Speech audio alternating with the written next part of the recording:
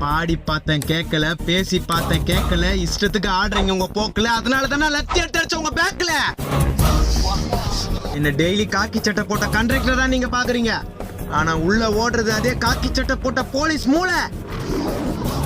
இன்னொரு தடவை படியில தொங்குனீங்க, சங்கு கடல்ல இருக்கும், கொம்பு தொண்டையில இருக்கும். யாரு கிட்ட கண்டக்டர் பார்த்தா ஒரு பயம் இருக்கும். Irritating students. என்ன பஸ் போயிடுது, நம்ம இங்க நின்னுறோம்.